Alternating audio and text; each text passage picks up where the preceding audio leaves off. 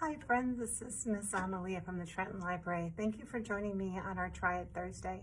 Today's Try It Thursday is a candle holder that we used Mod Podge and various types of leaves to create.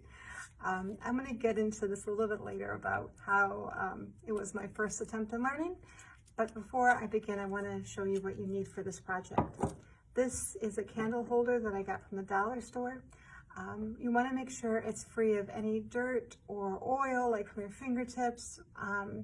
So one suggestion is after you wash it is to also use rubbing alcohol just to clean it for the final time. And I'm going to put this aside.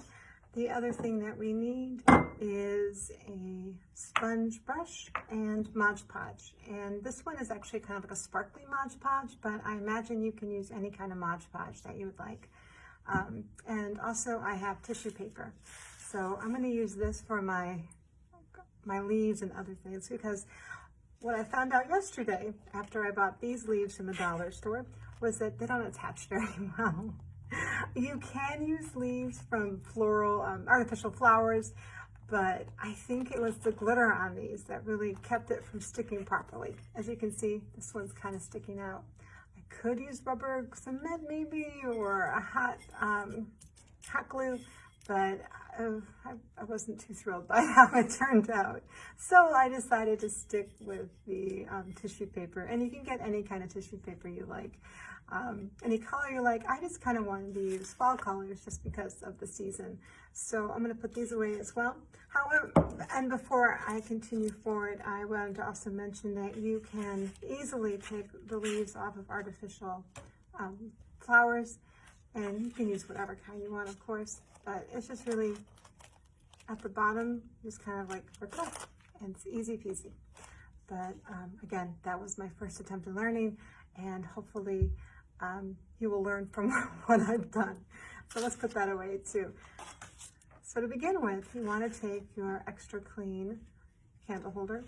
You can also use a mason jar. I just found this at the dollar store, and I kind of like its shape because it has that nice bottom there. So to begin with, what you want to do is get some Mod Podge on there. You want to create a space that's a bit bigger. Oops. Oh, also I recommend having a paper towel that has water on it just to clean up the messes that you might make, because, well, crafting is not always super clean. At any rate, so what we're going to do is get our brush and just go like that. This one you can definitely see the sparkles in. You also want to avoid getting your Mod Podge on the inside of the candle. See, there we go. Just tap it down. It's also a good idea to wait a little bit before adding the Mod Podge, just because it works better if it's slightly tacky or sticky, and that's what happens when it gets drier. So I'm going to add my next one, kind of a little bit of an overlap. Just tap it into place. Kind of keep going into the space that you've created. Let's alternate with a little bit of red. Oops.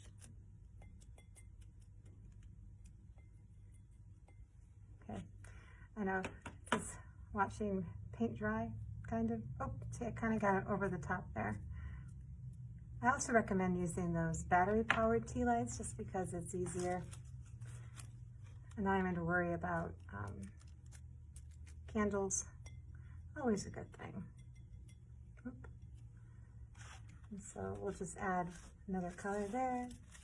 And it's okay to overlap them. It will give a really neat effect when you're working on your paper.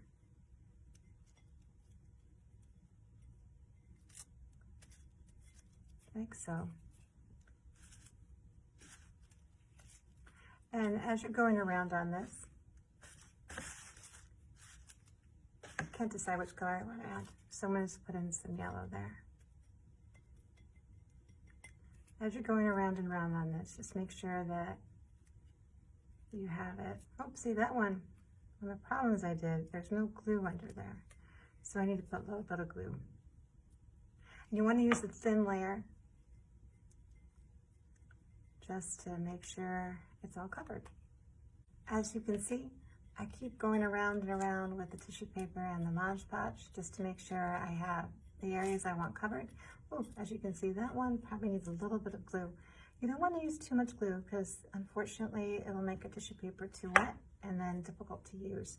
You also want to have a paper towel and a wet paper towel nearby to kind of clean up any excess glue that you have.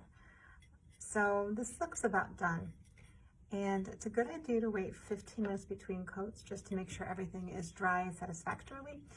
But I'm going to try my second to last step, which is to paint this with Mod Podge over the top. That'll be a layer to protect the colors that you have there. It's going to take a while to dry, probably about overnight or at least several hours. You may want to put this in front of a fan and again use a light layer. It's kind of fun how this is sort of sparkling. You should have enough left on the paintbrush or on the sponge brush to keep continuing. And it's always a good idea to keep it in one direction, even though I just didn't a moment ago. And as this dries, it will dry clear. And then you'll be left with a really cool looking candle holder. It's a fun project for all ages because you can customize it. For instance, if you just don't want to do the blocks of color there, you can also add different shapes on there. If you want to make it all triangles, if you want to make it all circles, if you want, you could even add a tree that you've pre-cut. I have one example over here. So you can just add the tree on the front and just Mod Podge that again.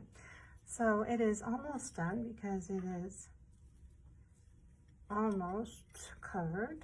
And I think it's good. And you can always push down anything that's really popping up.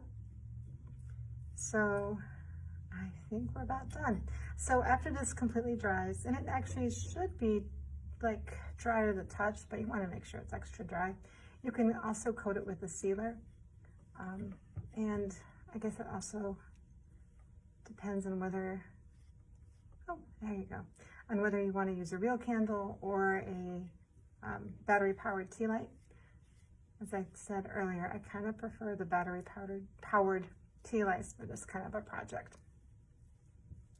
So there we have it. I'm going to let this dry, and when it dries clear, I think I'm going to get